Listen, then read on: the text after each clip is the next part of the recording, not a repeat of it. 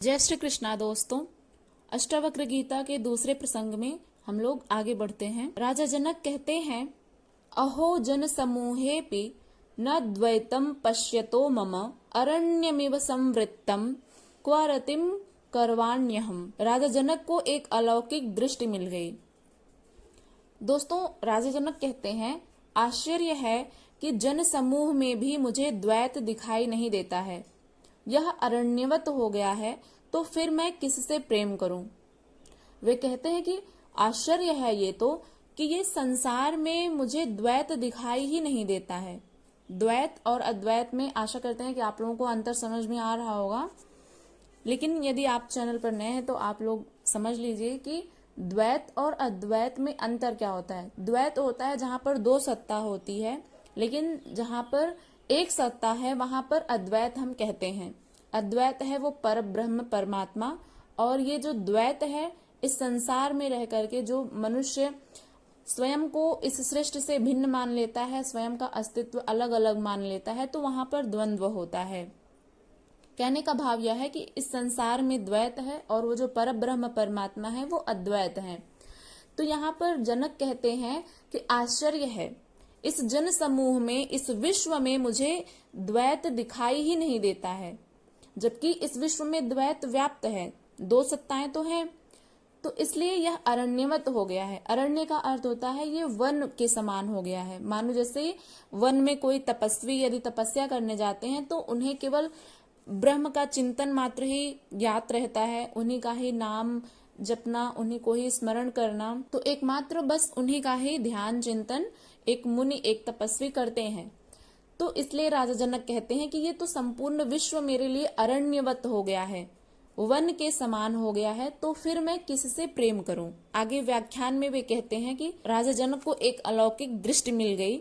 संसार वहीं का वहीं था, किंतु उनके देखने का ढंग बदल गया कि जब आप या फिर कोई और भी यदि आत्मज्ञानी हो जाए या फिर तो हम सभी को ही जो ये दृष्टि है, जो दृष्टिकोण है हमारा इस संसार को देखने का, वो बदल जाता है।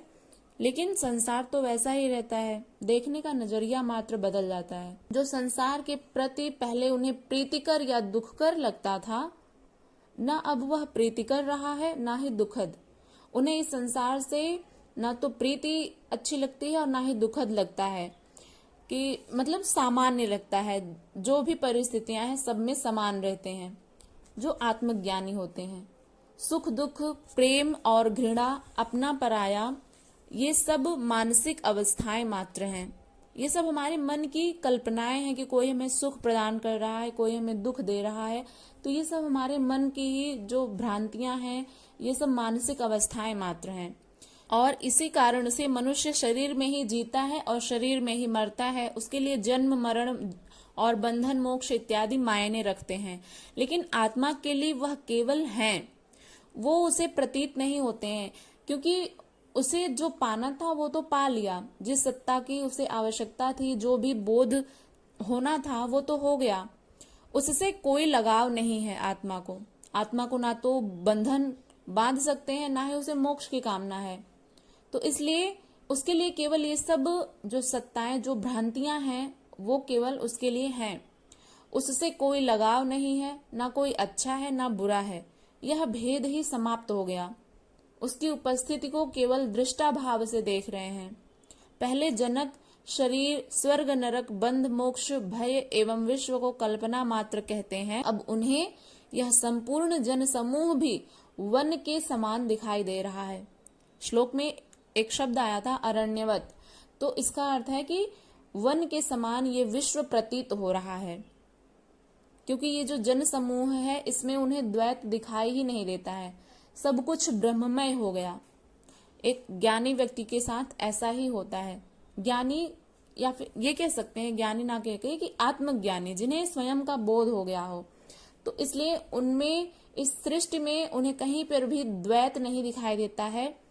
ये मनुष्य भिन्न भिन्न है, इनमें आत्माएं भिन्न भिन्न हैं, ये मित्र शत्रु आदि हैं, इनके प्रति सारी व्यक्तिगत मान्यताएं समाप्त हो गईं। जो हम लोग मनुष्यों में ये मान लेते हैं कि हमारे मित्र हैं, ये हमारे शत्रु हैं, ये हमसे अलग हैं, या फिर जो भी काले गोरे रंग का जो भेद है, जो वर्ण व्यवस्थाएं हैं, ये सब कुछ भिन्न भिन्न मानने लगता है मनुष्य, लेकिन सब एक ही है, सब एक ही चैतन्य स्वरूप आत्मा है, इसलिए इनमें कोई भिन्नता नहीं है। इनके प्रति जो सारी व्यक्तिगत मान्यताएं थी वो समाप्त हो गईं। उन्हें इस जन समूह में भी एकत्व भाव दिखाई दिया, आत्मवत दिखाई दिया। जब राजा जनक को आत्मज्ञान हो गया था तो उन्हें ये संपूर्ण विश्व एक ही सत्ता में दिखाई देने लगी थी, सब कुछ ब्रह्ममय हो गया था। संकीर्णता के सारे दायरे जो थे वो टूट गए। जाति, धर्म, भाषा, संप्रदाय, लिंग आदि विश्व बंधुत्व की भावना का उदय हो गया। यह था ज्ञान का महत्व। जब व्यक्ति को आत्मज्ञान होता है तो उसी का प्रभाव होता है, जिसके कारण संपूर्ण सृष्टि ब्रह्ममय दिखाई देने लगती है। इस जगत में रहते हुए भी द्वैत का भान नहीं रहता, सब कुछ एक जैसा प्रतीत होने लगता है। इसलिए राजा जनक यहाँ पर कहते हैं इस श्लोक में कि अरण्यमिव समृद्धम क्व रतिम कर्माण्यहम, अर्थात ये जो संसार है मेरे लिए वन के समान प्रतीत हो रहा है, सब कुछ ब्रह्ममय दिखाई दे रहा है। लेकिन जो अज्ञानी की जो भिन्न भिन्न मानने की दृष्टि थी, वह खंड खंड में देखने की दृष्टि थी, वह दृष्टि भी विलीन हो गई, तो बच गया केवल एकमात्र अस्तित्व। यह सब घटित हुआ गुरु कृपा से और मिथ्या का त्याग करके। मिथ्या का त्याग करके राजा जनक सत्य को उपलब्ध हो गए। मिथ्या यानी झूठ, तो इन सब का जो है त्याग कर देने से हम आत्मज्ञानी बन सकते हैं, इसमें कोई संदेह नहीं है। जिस प्रकार से राजा जनक को आत्मज्ञान की अनुभूति हुई, वे भी एक साधारण मनुष्य थे, एक राजा थे, सम्राट थे, लेकिन थे तो एक मानव ही। जिस प्रकार से मानव मन में तमाम तरह की भ्रांतियां होती हैं, भिन्नताएं होती हैं, वैसे ही उनके मन में भी रही होंगी। इसी कारण से उन्हें, राजा जनक को वयोवृद्ध ऋषि अष्टावक्र जी के उपदेश को सुनने मात्र से ही उन्हें आत्मबोध हो जाता है, क्योंकि उनमें पूर्ण पात्रता थी। बिना कोई प्रश्न किए उन्होंने अष्टावक्र जी के सारे वचन को अपने घट में उतार लिए, जिस कारण से उन्हें आत्मबोध हो जाता है, आत्मज्ञान हो जाता है। तो ये सब कुछ क्यों घटित हुआ, किस प्रकार से घटित हुआ? गुरु कृपा से और मिथ्या का त्याग करके राजा जनक सत्य को उपलब्ध हो गए। ये वीडियो यदि आपको पसंद आई हो तो इसे लाइक करिएगा, चैनल पर यदि नए हैं तो सब्सक्राइब करके बेल आइकन को प्रेस कर लीजिएगा, ताकि आने वाली हर वीडियो की नोटिफिकेशन सबसे पहले आप तक पहुंचे। तो मिलते हैं अगली वीडियो के साथ, तब तक के लिए अपना ध्यान रखिएगा। इस वीडियो को ज्यादा से ज्यादा लोगों तक शेयर करिएगा, कमेंट करिएगा। मिलते हैं नेक्स्ट वीडियो में। हरे कृष्ण।